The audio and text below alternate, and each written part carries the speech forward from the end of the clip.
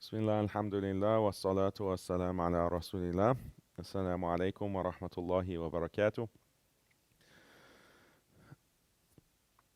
So, just to give you an understanding of the organization, I'm going to speak for about 30 to 40 minutes, inshallah, and then we can have open Q&A. Um, so, I'm going to talk about one of the big disasters that is affecting the Muslim community, which is feminism. Feminism is something that has caused a great deal of problems for Muslims for a long time. It's not something that is just now starting. It's actually something that was introduced to the Muslim world in the 20th or 19th and 20th centuries. Basically, you had colonial powers go into Algeria or France or the subcontinent in Asia and Malaysia as well, Indonesia, and these European colonizers, whether they're British, French, or Dutch, they introduced this idea of women's empowerment and liberation. And this was one of the big arguments that they used against Islam and Muslims. They said that Islam is a religion that subjugates women. Islam is a religion that oppresses women, and Muslim men are oppressing women because they are insecure, they are weak, they have even mental or psychological problems. This is why the men force the women to cover themselves. They force women to be separate. They prevent women from being involved in public life. They force women to stay at home. They force women into the role of being mothers and upbringers of children. These kinds of arguments were used 200 years ago. And they also pushed Muslim women to take off their hijabs. And this was represented on the newspapers, actually, where they would have some Muslim woman, or it was not clear if she was Muslim or not, but a local woman in Egypt or Algeria, and she would take off her hijab as a symbol of freedom and liberation. And then the Western controlled newspapers would report that. Or they would take photographs of that and they would print it. And they have this message that women need to be following, Muslim women should follow in these footsteps. So the impact of feminism is not something new, but it evolves. The exact nature of the attack against women evolves over time. This is because feminism itself evolves, and this is feminism is a part of a broader ideology called liberalism. And liberalism is part of a broader ideology called modernism. So modernism is the most broad, and then you have liberalism, and then you have feminism. That's the hierarchy. And the ideology of modernism, it began in the 16th century in Europe, starting with the Protestant Reformation. But basically, modernism is this idea that humanity needs to constantly update and evolve and progress and change. And tradition, any kind of tradition, is holding humanity back. Any kind of tradition is actually preventing progress, preventing humans from changing and updating and becoming better and better until you reach the best state of human existence and happiness, a utopia. This is the ideology of modernism, and that's the dominant ideology, and it affects everyone, this kind of idea. But you can see how that idea is very contrary to Islam. In Islam, we reject the idea that you need to have constant change to progress, constant change to improve. We know that the best example for us is the Prophet sallallahu alaihi wasallam, and the best time is the time of the Prophet sallallahu alaihi wasallam, and the best way of life, the best way to organize our families, the best way to conduct our marriages, the best way to raise our children, the best way to live is defined by the Quran and the Sunnah and the example of the Prophet sallallahu alaihi wasallam. And that's why his generation of the Sahaba, that's the best generation, and after them, and then after them, with the Salaf. That's the peak of human happiness and existence in in this dunya. So this is contrary to modernism. We don't want to change. We don't want to update. We don't think that there's going to be something new discovered and some new idea, some new principle is going to be discovered by the scientists and the psychologists and the doctors that is going to be the secret of how to really improve, how we raise our children or how we conduct our marriages, etc., etc. And this is interesting because you have some Muslims today that they will be very religious and practicing, but you'll find that they will go to non-Muslims for understanding how to raise their children or how to deal with their spouse or how to set up school. Like, what are the best practices as defined by who? By people who don't even believe in Allah.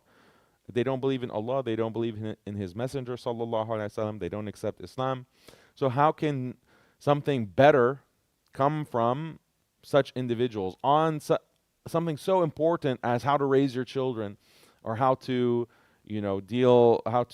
organize your marriage, etc.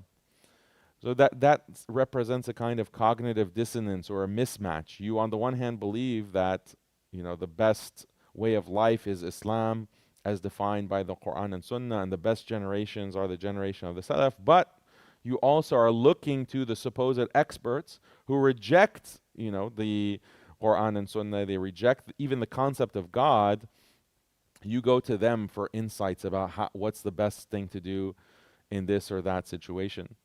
Now, I'm not saying that we reject all, anything that comes from non-Muslims just on principle. No, you can see what they have to say, but ultimately you judge what they say on the basis of the truth of Islam and Islamic standards. We can take what they have to say on our terms in a very principled, careful way so that we make sure that we don't get influenced negatively by their batil, by their false ideologies. This is very critical. But if we approach what non-Muslims say about such critical issues like how to organize our families and how to raise our children, how to teach within Islamic schools, how to organize masajid, if we do it from a position of like this inferiority complex that they know better than we do, they know better than Allah and His Messenger, sallallahu alaihi wasallam, we have to have, it's like a reorientation of our mentality. Like, we have to reorient our mentality to have that confidence, to have that yaqeen, and to have that tawakkul, that trust in Allah, that certainty in the truth of Islam, a robust confidence. And then when we have that orientation, our roots are firm, then you can take and understand and try to learn and benefit from any person. But this is critical because the enemies of Islam, they're not necessarily going to come to you or come to any Muslim and say, oh yeah, we hate you and we want to destroy you. We want to completely wipe out your religion because we're modernists and you are following a religious tradition that is going to hold humanity back from progress. In the colonial times, they might have said that. Maybe some of the Islamophobes today, the politicians, they'll be very open and upfront about their hatred of Islam. But the more dangerous enemy is the enemy that hides himself. The more dangerous enemy is the snake who pretends like he's your friend, but he is secretly conspiring against you and working against you. And these are people that say, yeah, we want to free Muslim women. We want to empower Muslim women. We want to, and the way now it's reached a level of sophistication and deception that they'll say, they'll use Quran, they'll use ayat of Quran, or they'll use hadith to push their feminism. And if you don't understand what that ideology is and what it's trying to do, many Muslims will fall for that. They'll say, yeah, well, clearly we have to, Muslim women have to be leaders, and Muslim women have to go and join the corporate world and be, these bosses. Why? Because Khadija radiallahu anha was a businesswoman. You know, there you have it. She was a businesswoman, so of course we want to follow the best generation. That's why I'm going and dedicating myself to, going to these schools, getting this degree, and becoming a corporate, going into the corporate world at the sacrifice of family, marriage, etc. So we have to reorient ourselves to actually be grounded in the Quran and Sunnah in a real way and not just by label. If we just do it by label, then we're going to be susceptible to all kinds of deception and tricks and strategies, plots that are used in order to undermine Islam. So I mentioned modernism, this idea of constant change in order to bring about utopia. Based on new discoveries that are made. The psychologists are researching, the doctors are researching, the sociologists are researching, and they're finding better new ways to improve life and society. And Muslims should clearly see through that and see that this is nonsense. Why? Well, look at how confused they are. Their progress has led them to a situation where now they can't even define what a woman is. What is a woman? This is like the big question, the big puzzle, the big mystery that they're dealing with. So are they actually improving their understanding? Are they actually learning more about the best way to live life when they are questioning basic things that no one has ever had any question of in the past, thousands of years of human history? So it's clearly a failed project. So Muslims should recognize that, and that will give us confidence to stick to Islam. Also, so that's modernism. The ideology I mentioned below that is liberalism. What's liberalism? Liberalism, very simply put, is this idea that morality requires maximizing freedom and maximizing equality. We need to maximize people's freedom and maximize equality. This is very important to understand. Why? Because this is what feminism is all about. So how do you maximize a person's freedom? Well, you give them more and more choice.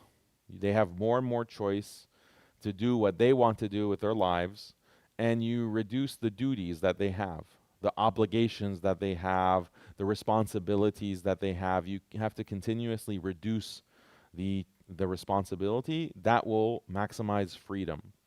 And then you also maximize equality. So you can't say, for example, that there is a masjid, and at the masjid there's an imam, and the imam has the authority over everyone in the masjid, and everyone in the masjid or the community has to listen and obey to what the imam says. That's contrary to equality. Why? The imam gets this position. Everyone should be equal. Everyone has a voice. Everyone has to have a right to speak and to interpret Islam according to how he understands it or she understands it. This is equality. You want fairness for everyone.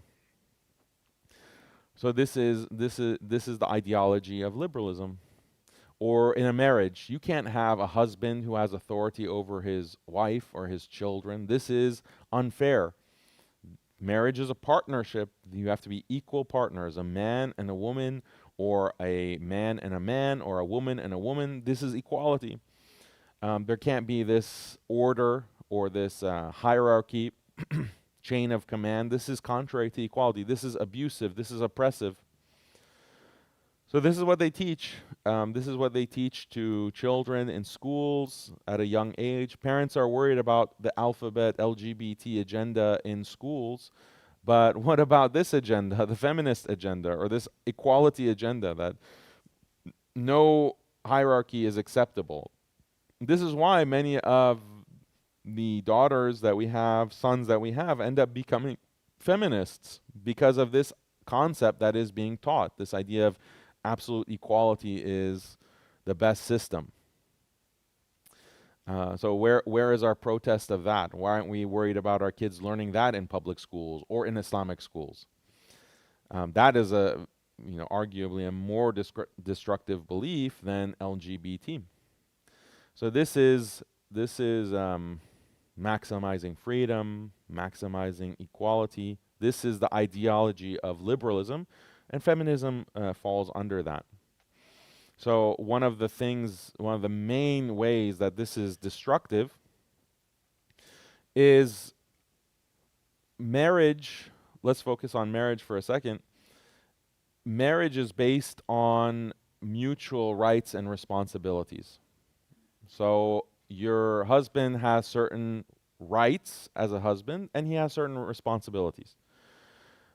A wife, she has certain rights in a marriage. She has the right to maintenance, nafaqah. She has the right to be treated well according to what is ma'ruf, what is well known and what is good. She has the right to, her husband's support, etc., etc. Those are her rights. And then she also has certain duties. She has certain responsibilities. She has the duty to obey him as long as he's not telling her to do something haram.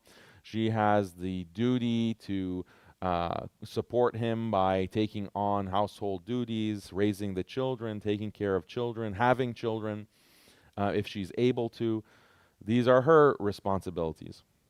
And he has certain responsibilities. He has to protect her. He has to provide for her. He has to support her and take care of her, take care of their children, etc., etc.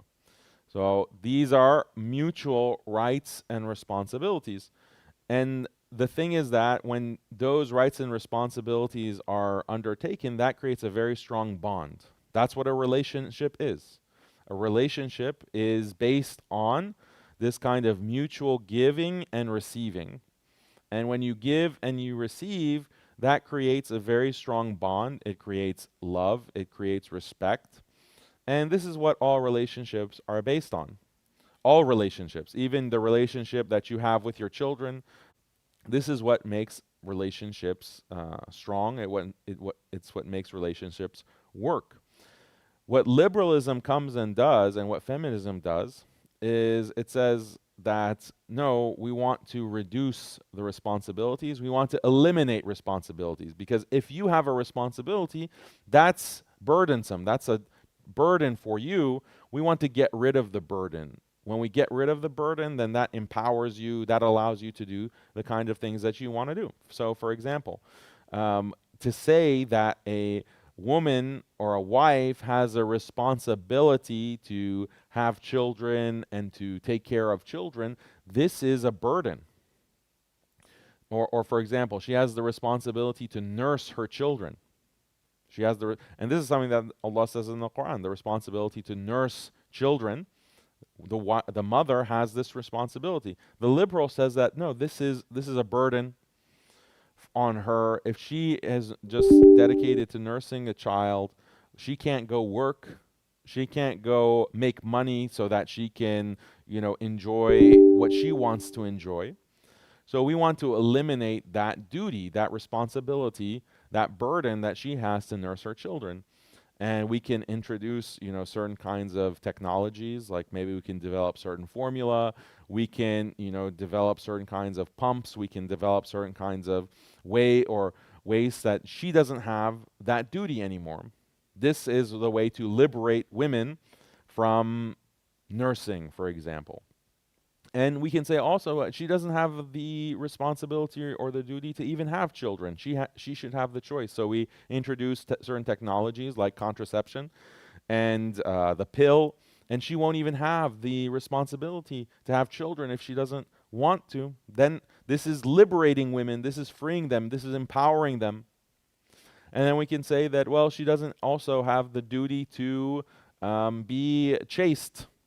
She doesn't have the duty to be modest. Why? Is she a possession? What if she wants to show her beauty? What if she wants to, be seen?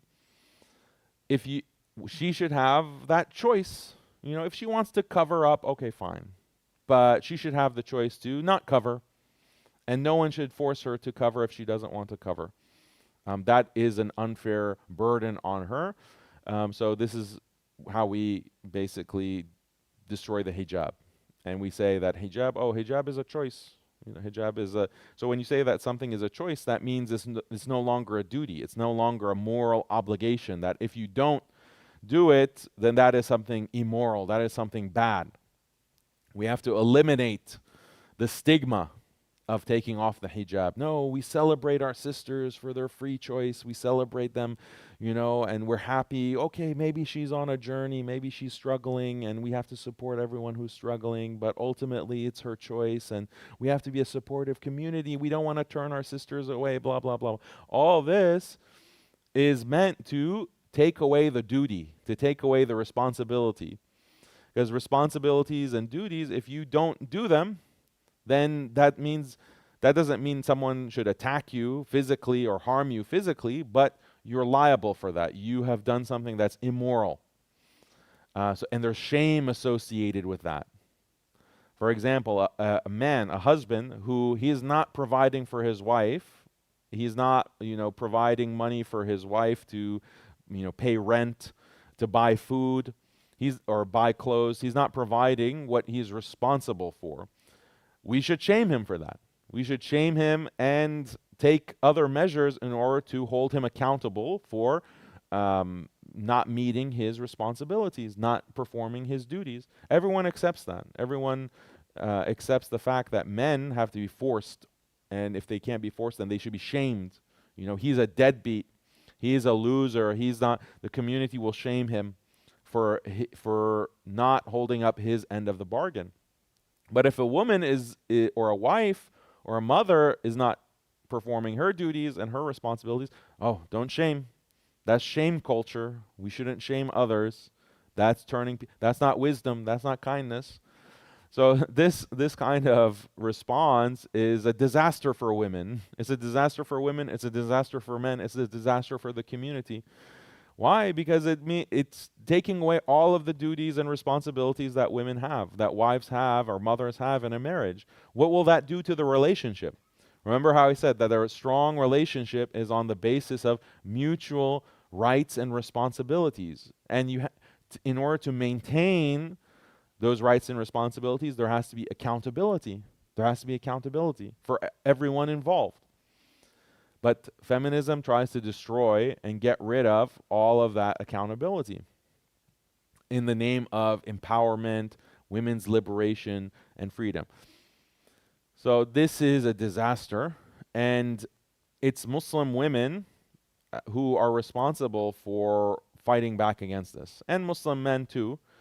But ultimately, it's the challenge is for women not to be tempted by their nafs or their hawa, their desires. It's very easy to enjoy. Okay, I'm getting all of these rights and none of the responsibility. Why should I work? Or why should I work in the home? Why should I cook? Why should I clean? Why should I raise children? Why should I even have children? Why should I, bother, trying to make the house a home? Why should I bother with making myself available for intimacy? Why should I make myself available or for anything? Why should I do that? I prefer to just sit back and relax, and that's my right. I'm the queen. This is really the mentality that some Muslim women have. They have exactly this mentality. And if you tell them that, no, well, sister, in Islam, these are the responsibilities that you have, and if you don't do these responsibilities in the marriage, then you're sinful for this. As a simple example, like intimacy with your husband. If you just use this as a weapon against your husband, that you're withholding this, you're denying this as a weapon against him, then the angels are going to curse you. And this is a clear hadith. You say that, or you teach that to Muslim women, some of them, I don't know the percentage, but it seems like it's increasingly, you're going to be accused of promoting marital rape. This is marital rape. That this hadith, if you interpret it in this way, the obvious interpretation, that means you're supporting marital rape. So that's the level of attack on basic Islamic morality and Islamic marriage, that they want to just dissolve Islamic marriage, but they wrap their project, they wrap their agenda in something that is pleasing on a superficial level. Why? Because we just want to help women. We just want to empower women. Don't you know how many men are abusive? Don't you know how many men are hurting their wives and their children? We have to save Muslim women. We have to protect them by giving them more and more rights and making sure that they're not shamed for anything. So this is a disaster, because the result is you dissolve the relationship, you dissolve the marriage. And this is what we see. We see divorce rates are definitely on the rise. In the US at least, in Australia, you can tell me if I'm wrong about this or if this is not the case in Australia, but in the US, the divorce rate we're talking about practicing uh, couples, practicing Muslim men and women, the divorce rate is definitely on the rise. Muslims who are going to the masjid, who are going to these durus, they go to the halaqas, they go and sit and they're learning tafsir, they're learning hadith, they're not ignorant, but the divorce rate amongst them is increasing. Why? Why is there? And it's not like I'm trying to stigmatize divorce, because sometimes marriages, don't work out, they fall apart. Okay, there could be legitimate reasons. But it doesn't seem like these divorces are for legitimate reasons. These divorces that we're increasingly seeing is when you ask the ex-wife, she says that, well, he wasn't really meeting my needs. He was emotionally abusing me, like these kinds of vague things.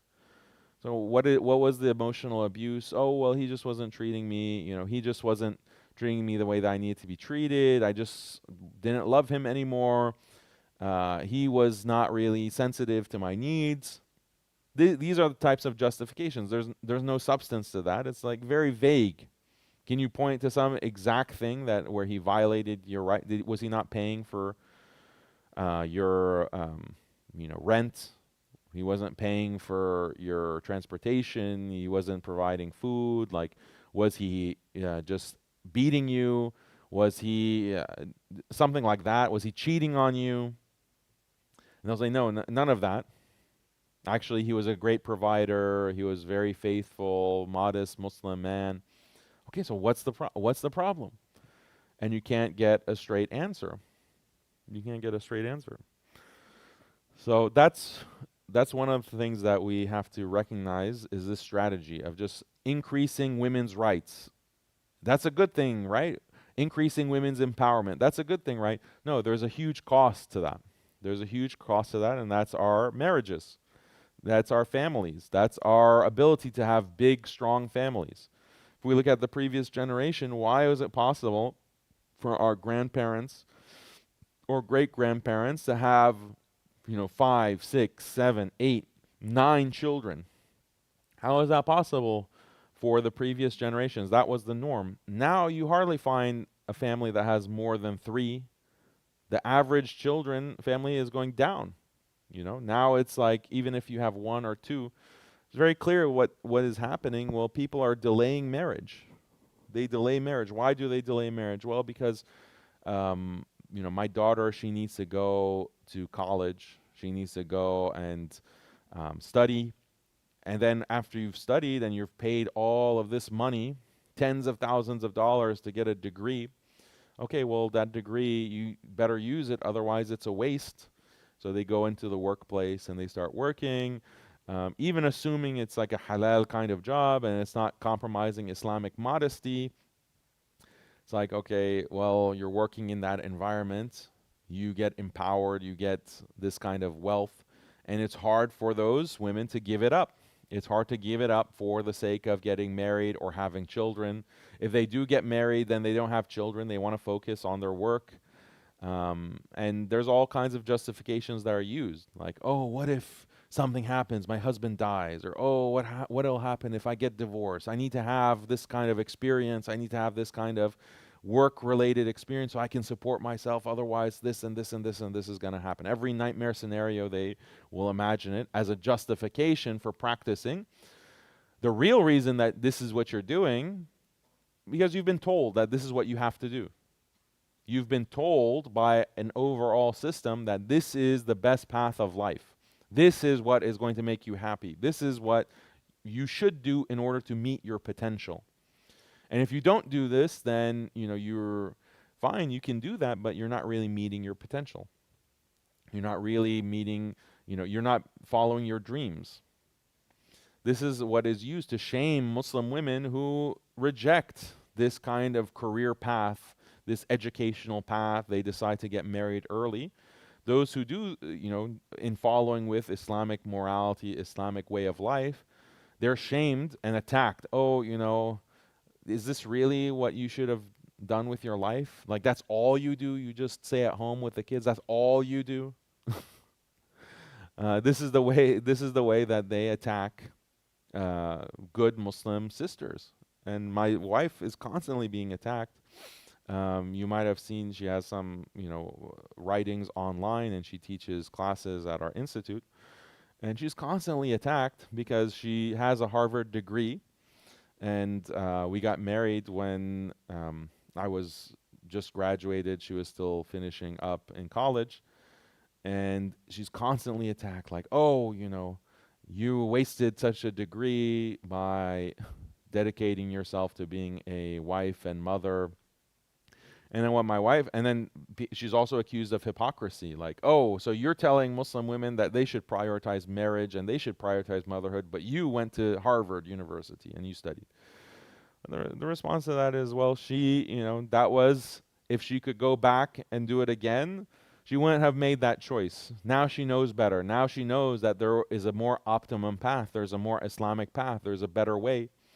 And it's a risk. It was a risk. Alhamdulillah, it worked out, but it was a risk to choose that kind of educational path, because many people who went, in Muslim women who got that degree, or they were in the school at the same time, they went into career and they couldn't get married. They couldn't find a husband.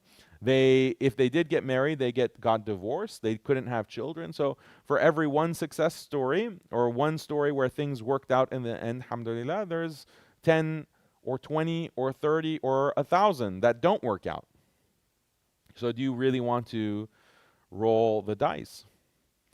So this is one thing that Muslim women, and especially mothers, need to realize, so that we don't perpetuate the same cycle. We don't tell our daughters that, okay, focus on your education, focus on, making sure you have a good career, maybe get your PhD, get your MD.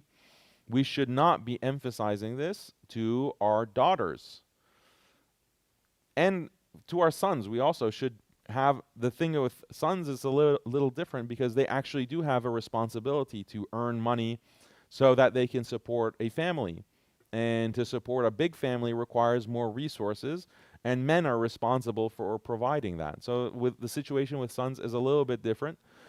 But with daughters, they don't have that responsibility. They don't have the responsibility to provide. In Islam, a woman is always provided for. If it's not her husband, then it's her father. If it's not her father, then it's her uncle. If it's not her uncle, then it's her brother. If it's not her brother, it's some male family member. If it's not the male family member, then it's the community. There's a responsibility. So that makes the situation different.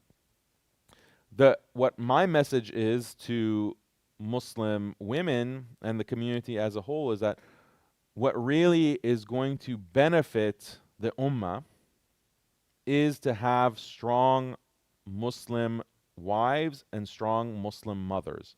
That is what is going to really determine the future of the ummah.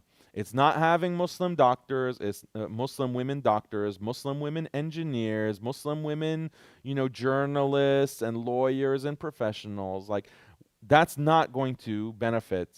It might have a marginal benefit, but that's not really going to determine the future of the ummah. It's going to negatively impact the future of the ummah, because we're encouraging all our daughters to go into these kinds of professional fields, and at the expense of, or by sacrificing marriage, early marriage, having many children, many good Muslim children. You can't, like, if you're dedicated to your career, you can't also focus on raising children. So you send your children to daycare, or you send your children to the schooling system. Your children, the best teacher for a child is the mother. The best teacher for the child.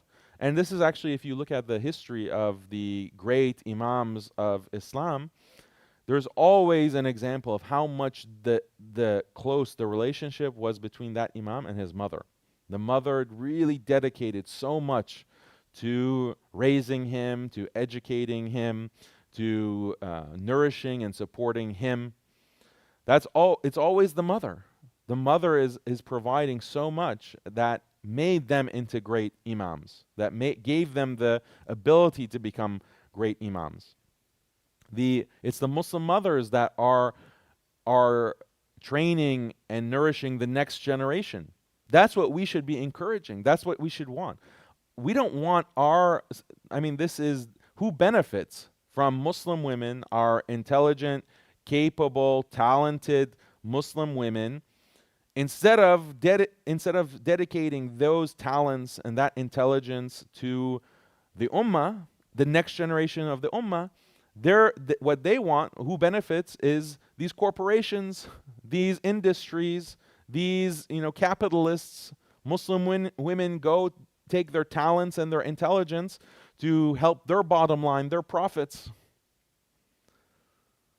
So the talent, the intelligence, the capability is being sucked out of the Muslim community, the Muslim ummah, by this lie, this propaganda, this agenda that we need to educate our daughters and send them to school so they can be powerful career women and CEOs like Khadija radiallahu anha. So this is a psychological operation. This is a psyop designed to destroy the ummah. And we have to be smarter. We have to realize and recognize that this is just nonsense. Instead, as I said at the beginning, we ground ourselves in the superiority of the Quran and the Sunnah and the previous generations. And we don't even have to go that far back. Obviously, we have this theoretical understanding of the importance of the Quran and Sunnah and the previous generations, but we can just go to our grandparents. What were our grandparents doing? Our great-grandparents or great-great-grandparents. Look at their way of life. Look at how women were behaving and acting, and how the way of life of those women. My grandmother or my great-grandmother was married when she was 14. She had children. My grandmother had 8 children. My grandmother had 8 children. Got married very early, obviously. Dedicated herself to raising these children. So we don't even have to go that far back to see this kind of model of life. But this model of life is dying because of this constant attack. And that's fine. Let them attack Islam. That's always been the case. But what really is dangerous is when Muslims start adopting that ideology. Muslims start accepting these lies. And that's when the agenda has penetrated into our community. And that's when it becomes extremely, extremely dangerous and destructive. And so I focused on the impact of the ummah. We all want the best for the ummah and the future of the ummah. We all have to work together towards that better future to make sure that the next generation is better than our generation. That's our effort. But even in terms of women's happiness for themselves, women are happier when they have this more traditional Islamic way of life. And that was something that some Muslim women discover later, like my wife, for example.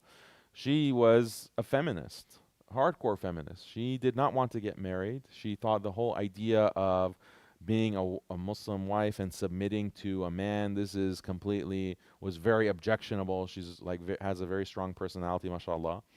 And she changed, alhamdulillah, and she realized that, I was not happy, that kind of way of life. I see where that leads. I see some of my classmates or people my age who took that path. They're depressed. They're on antidepressants. They just are very lonely.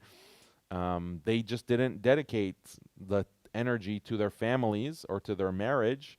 They dedicated it to being, these executives, being academics, getting positions at the top universities, going to the best medical schools, going to the best, law schools. They achieved everything in terms of dunya, but what did it actually benefit them? Nothing in terms of their personal life. Ultimately, they're very sad and depressed. So even on an individual level, for a woman herself, who would want that for their daughters? Who would want that for our Muslim sisters? Certainly not me.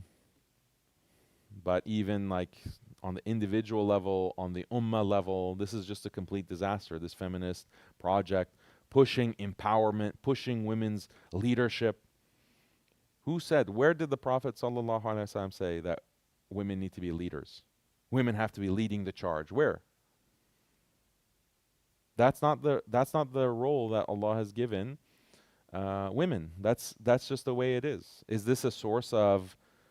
Should this be a source of resentment? Why?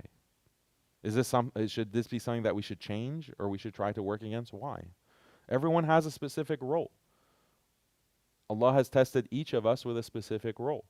For example, Allah gave certain class of people prophethood. They became anbiya. And obviously if you're a nabi, if you're a prophet or you're a messenger, then that's a very high special role and you have certain authority over people. Does anyone resent the anbiya because Allah has chosen them specifically? He didn't choose us. He didn't choose me. So should I resent that, or should I think, oh, why am I not equal to these other people? That's ridiculous. So in a similar way, this is not injustice on the part of Allah when He says, "Al-rijalu qawwamuna 'ala an-nisa." Men are the authorities over women. In Surah An-Nisa, verse 34, Allah makes it very clear that men have this kind of responsibility and authority over women. And if you read the tafsir of this ayah, all of the tafsir say the same thing, that men are the leaders over women, men are authorities over women. So that is a certain hierarchy that Allah has set. And it's a very logical hierarchy based on the way that He has created us, how He has created men and women. And some women are offended by this, or they reject this. They say, no, I'm not. Why should men have authority over women? This is unequal. This is unfair. No, you're mistranslating the ayah. Al-rijalu qawwamuna 'ala an-nisa means men are responsible for women. Men are protectors and they're responsible.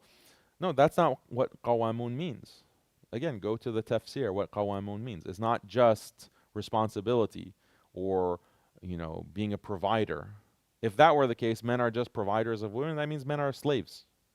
Men just have to provide, and they have the extra burden of providing, but they don't have the extra rights. They don't have the extra, authority. They just have extra burden.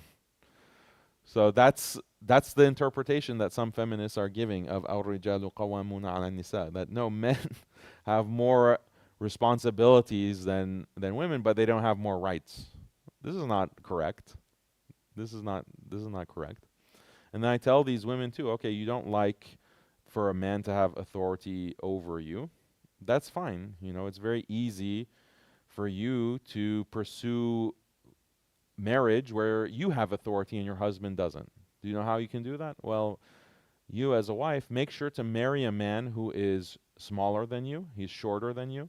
Make sure to marry a man who is weaker than you.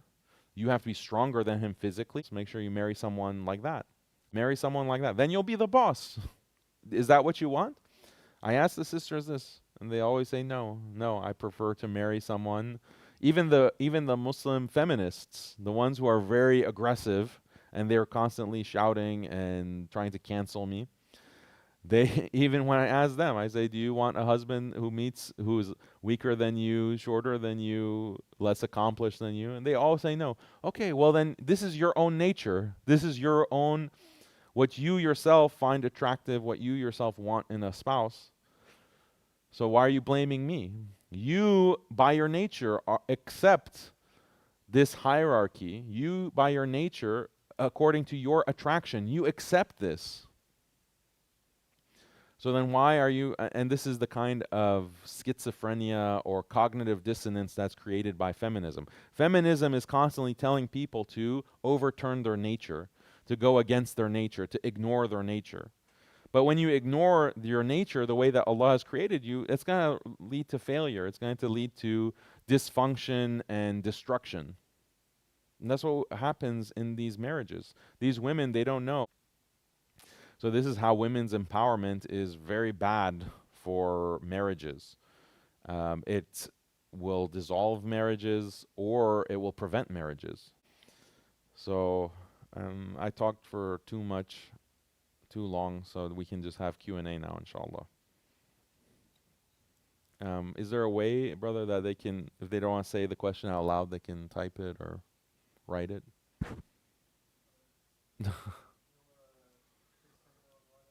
If they just want to say it out loud, that's fine too.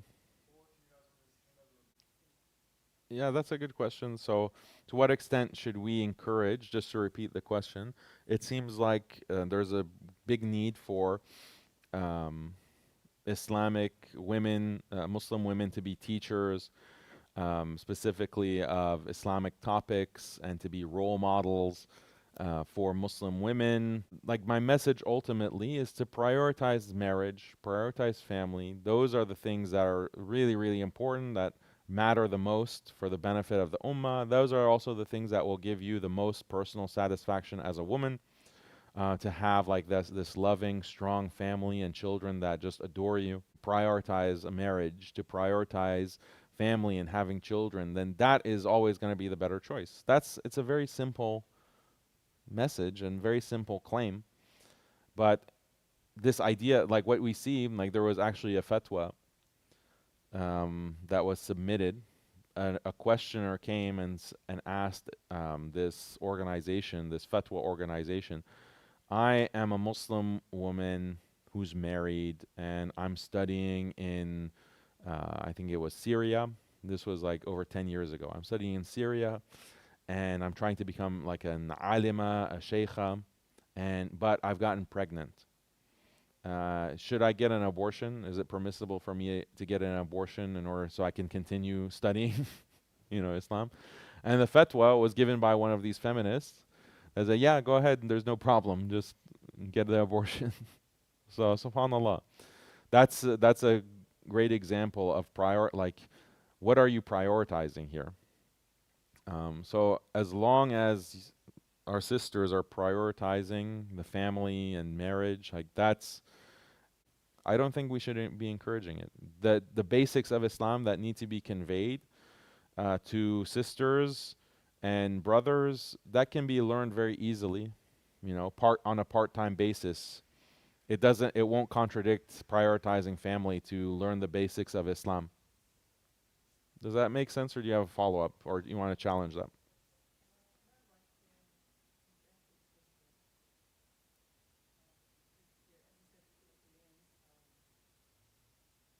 No, what leadership? They can be role models by being role models as mothers, role models as wives. That's the kind of role model that we need. We don't need a role model of, oh, she's a sheikha. That's not the role model that we need at all. So I discourage it. And again, I go back to, where did the Prophet sallallahu alaihi wasallam, or in the Quran, where does it say we need women to be leaders? There's literally nowhere. The example of a woman leader in the Quran is Bilqis, the Queen of Sheba. And what is the result of that story? She submits to Sulaiman alayhi salam, the Prophet. So that's the only example of leadership that we see, and we see the result.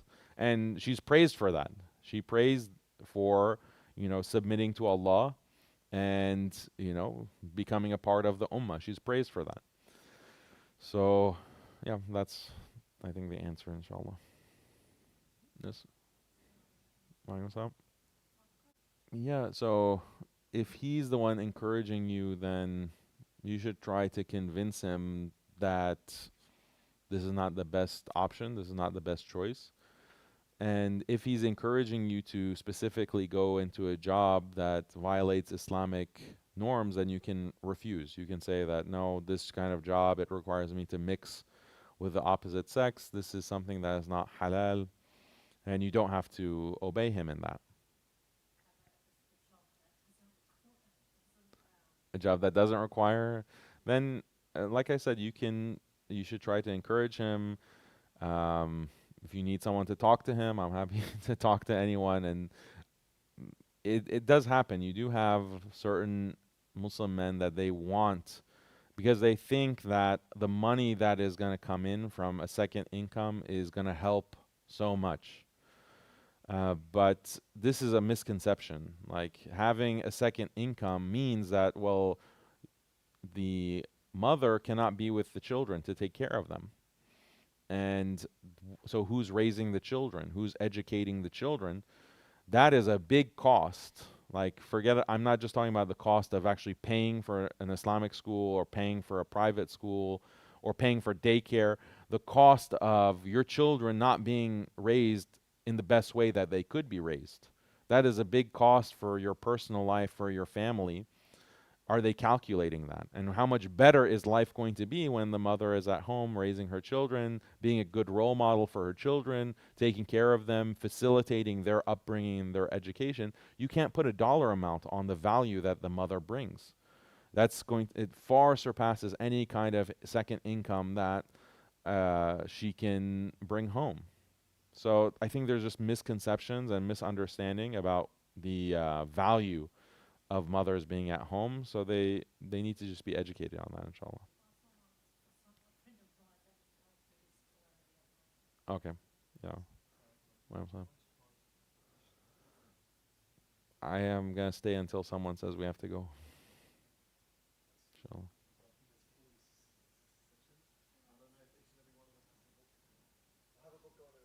Oh, okay.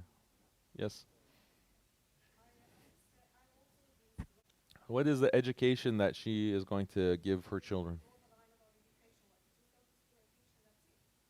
No, I want to know like what kind of education as the first teacher is she going to get from college or from high school or wherever that she needs to convey to her children. So the objection is, well, women need to go see a female doctor, so we need female doctors. That means they have to get educated.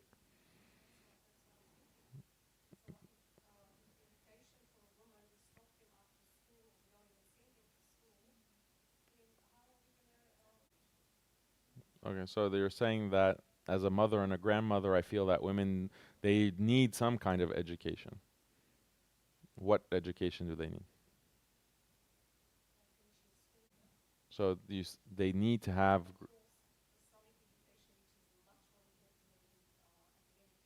So you need 12 years to learn how to read a book. Why? I want you to explain why is it important. When was that? Sure. So to get the computer skills, you need to have 12 years of school. Yeah, so there is a lot of beneficial knowledge. So mhm. You felt helpless because you couldn't help your daughter do her work. Jazakallah khair. Mhm. Yeah, mhm.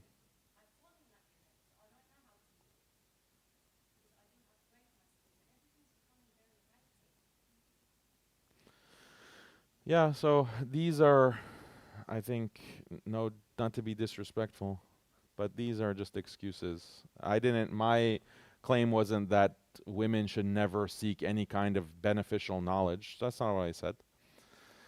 What I said is, and my message is for us to really understand the cost of this kind of educational model and the cost to the ummah and the cost to our families, our community, to encourage our daughters en masse to go into this educational system and this career system.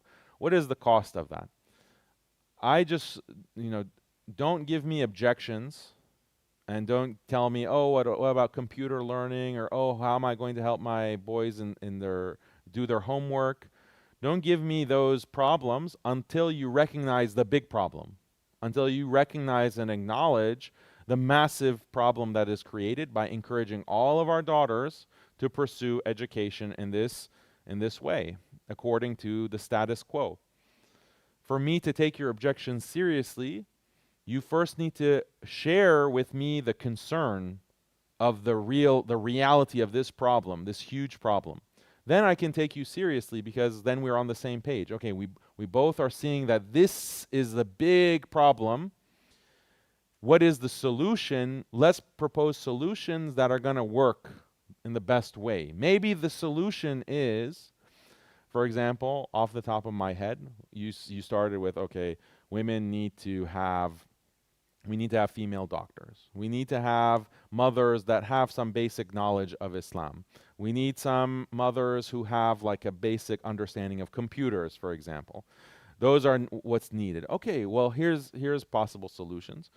We encourage our daughters to learn the basics of reading, of writing, give them some, instead of going to these grade schools, we encourage them to learn the basics of Islam so that they're strong Muslims. When they get into their teenage years, that's when we start thinking about them getting married. We encourage them and we give them the training that they need to become really good wives, really good mothers. We encourage them to get married early. And so then they get married early. That's going to be the best thing for the ummah. It's going to be the best thing for them individually, for their personal lives. It's going to be best for our families. Then some of them may have the interest to study medicine. Okay, then they can study medicine. We set up institutions. We create curricula to allow them to part-time get the training that they need to be practicing the kind of medicine that is needed for sisters who need that kind of specifically female doctor. So we solve the problem, the objection that you had, in a unique way, in a original way, in a way that doesn't destroy our sisters, doesn't destroy our daughters, doesn't destroy the ummah, doesn't cause these marital problems, doesn't cause these kinds of issues with delayed marriage, higher divorce rates, smaller and smaller family size. And we still get the female doctors that we need. So that's just off the top of my head. But the point is that we have to first acknowledge and recognize what a big problem exists, this disaster that exists of just pushing our daughters to go to college and get careers and on and on. Do we recognize that that is a problem? Okay, so let's work together to think of a solution. We are, as Muslims, alhamdulillah, we have to be leaders in proposing new solutions, new ways of life in terms of the world that we live in. New, I mean by being true and consistent with Islamic principles, but we have a new situation with new challenges in this modern world. We have to be leaders in giving real solutions that are going to be beneficial not only for us as Muslims, but for the whole world. And this has been our history. That has been Islamic history. Muslims have been at the forefront, and the non-Muslims were copying us. Now it's the opposite. We're just copying non-Muslims. Whatever the non-Muslims are doing, whatever is the status quo, okay, you have to go 12 years, and then you have to go get a degree, and then men and women all, they have to do this and that. We're just copying them. So let's be bold. Let's be leaders. Let's actually be true to our mandate as Muslims and as khulafa. You know, we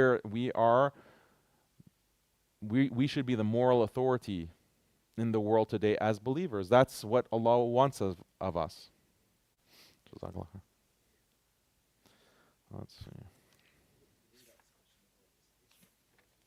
Yeah, I'll read it out.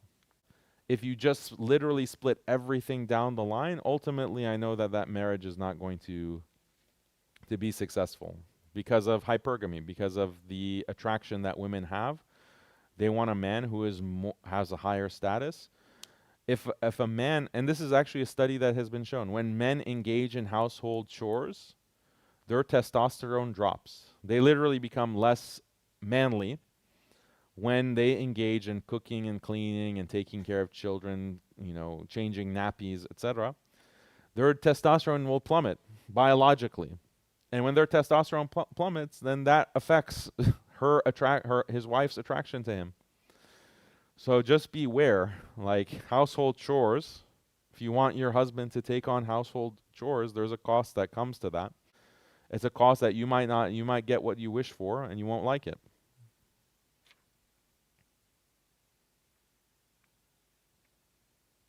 If we are already getting a degree, how can we utilize it in an Islamic way? It depends on the degree, but just don't worry about, like, the best way that you can support Islam and support the Ummah is getting married to a good Muslim husband. You be a good Muslim wife, have lots of good Muslim children. That's how you can support the Ummah. Your degree, okay, maybe as a second priority it can have help down the line. Don't prioritize it. Don't think in that way. How to detox from the feminism we grew up with. You can detox by just looking at the reality of older women. That's one way. You can look at older women who, sometimes you have these older women who are bitter. They're very bitter because they followed the feminist path and it led to them being alone, divorced, you know, just no children.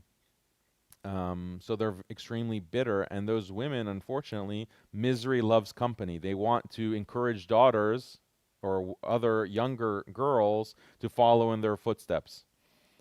So beware of these women and then look at their lives in an objective way, and you'll see that even though they'll never admit it, some of them admit it, but many of them don't admit it, they're living very sad and depressing lives. That's like a wake-up call to see that kind of result.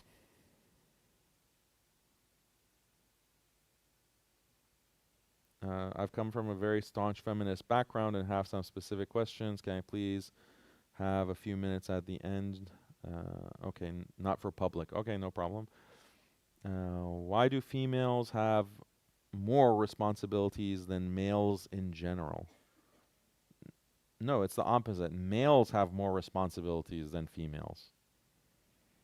Males have more, they have more responsibility in marriage. Because like I said, if you are with your husband at night, you hear a big crash, a window is broken, or someone's pounding on the door trying to get in, and you're in your bedroom sleeping, and you both wake up, who is going to go out and deal with the situation? Potential killer that's trying to break into your house. Is it you? Is it the wife, or is it the husband? So the husband has the responsibility to his whole life, to put his whole life on the line to protect you, Islamically. That's according to Islam. That's also according to human nature. So that's a pretty big responsibility if you have to put your life on the line. And if he doesn't do it, then he's going to be really accountable in the eyes of Allah and also in the eyes of everyone.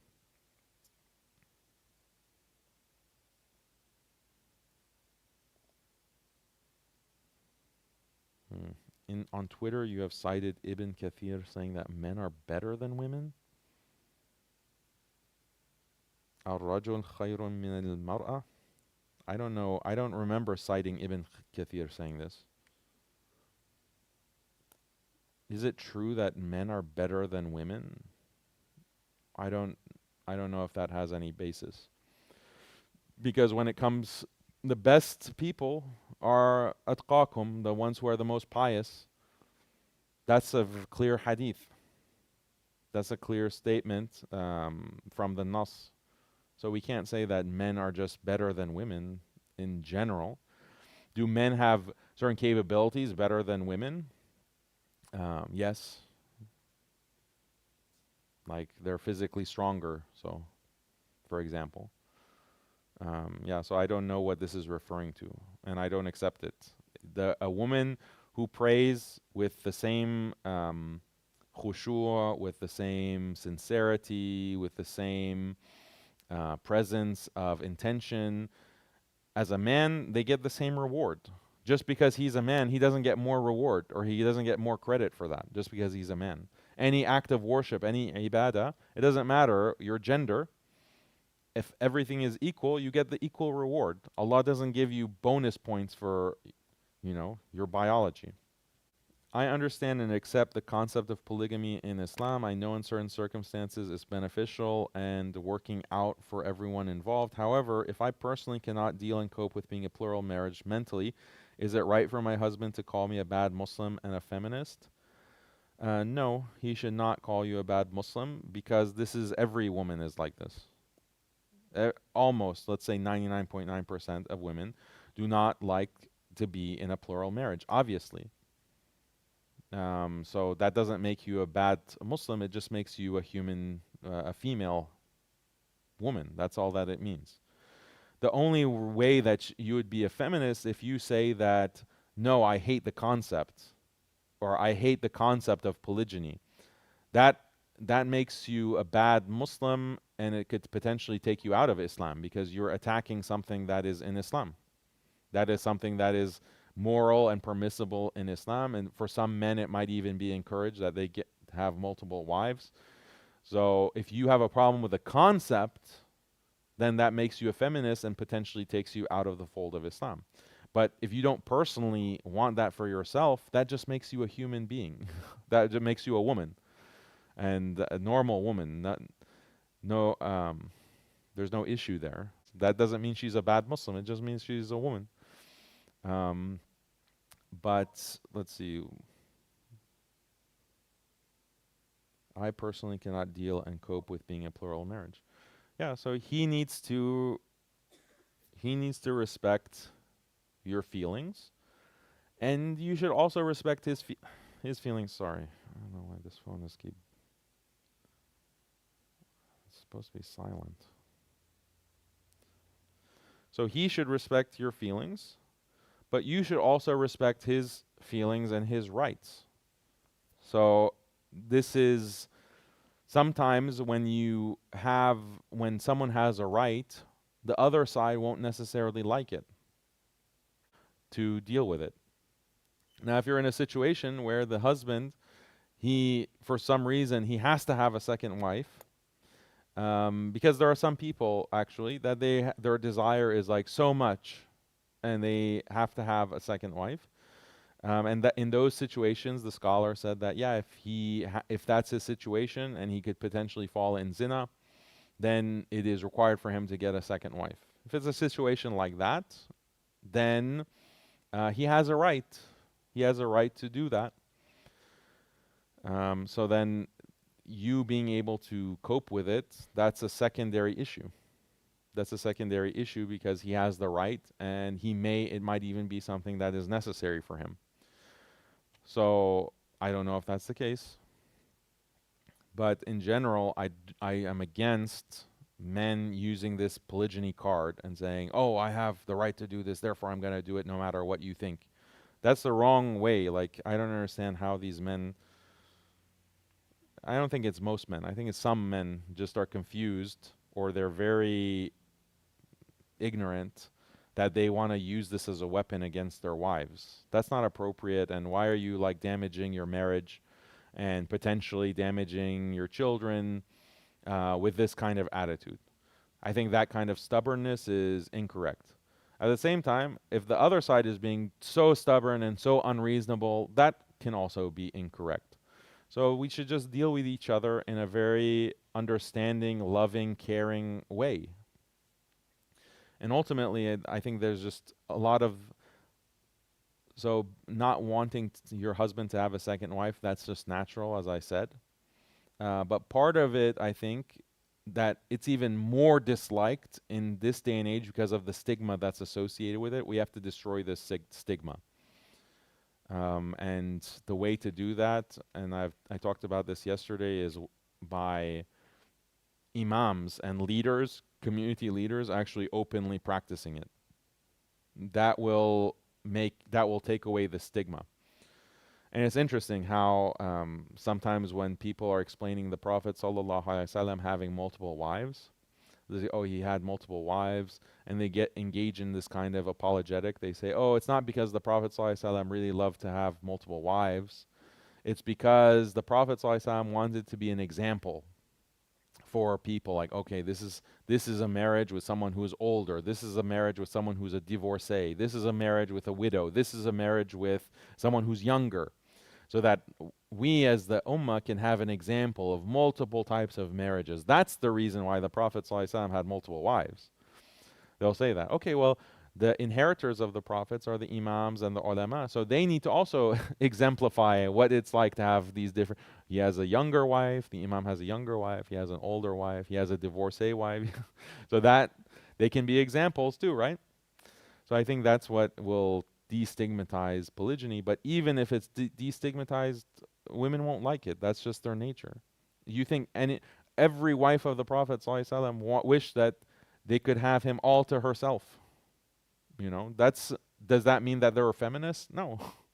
A'udhu billah. That's just the nature. So those are all the questions that are here. If anyone has any other questions, please feel free. Questions or objections? Okay, alhamdulillah. Everyone agrees 100% with everything I said. That's great. Jazakallah khairah. سبحان ربك رب العزة عما يصفون وسلام على المرسلين والحمد لله رب العالمين. السلام عليكم ورحمة الله وبركاته. يا أيها النبي لم تحرم ما أحل الله لك تبتغي مرضات أزواجك والله غفور رحيم. قد فرض الله لكم تحلة أيمانكم والله مولاكم وهو العليم الحكيم. وإذ أسر النبي إلى بعض أزواجه حديثا فلما نبأت به وأظهره الله عليه عرف بعضه وأعرض عن بعض فلما نبأها به قالت من أنبأك هذا قال نبأني العليم الخبير. إن تتوبا إلى الله فقد صغت قلوبكما وإن تظاهرا عليه فإن الله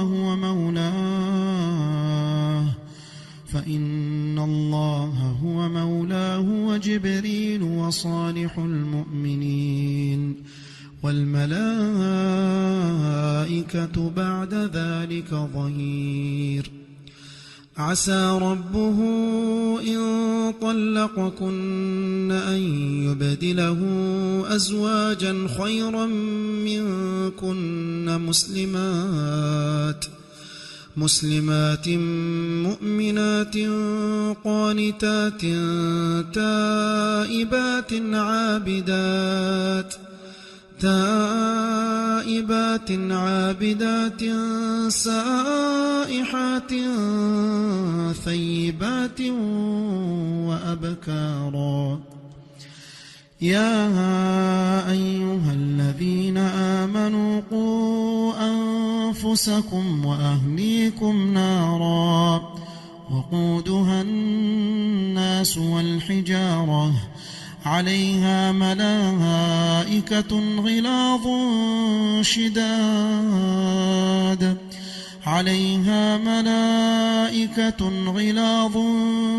شداد لا يعصون الله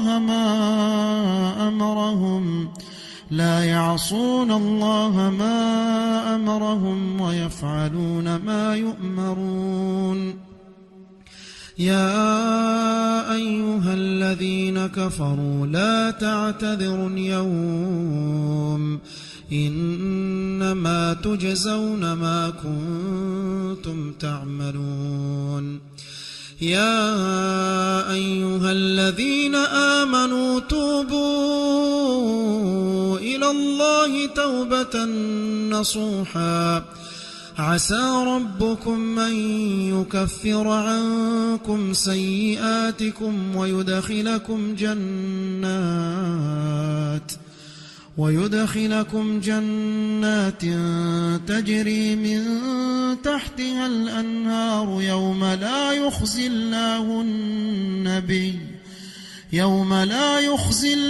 النبي والذين آمنوا معه نورهم يسعى بين أيديهم وبأيمانهم يقولون ربنا أتمم لنا نورنا واغفر لنا إنك على كل شيء قدير يا أيها النبي جاهد الكفار والمنافقين واغلظ عليهم ومأواهم جهنم وبئس المصير ضرب الله مثلا للذين كفروا امرأة نوح وامرأة لوط كانتا تحت عبدين من عبادنا صالحين فخانتاهما فلم يغنيا عنهما من الله شيئا وقيل ادخلا النار مع الداخلين وضرب الله مثلا للذين آمنوا امرأة فرعون إذ قالت رب ابن لي عندك بيتا في الجنة ونجني من فرعون وعمله ونجني من القوم الظالمين ومريم ابنة عمران التي أحصنت فرجها فنفخنا فيه من روحنا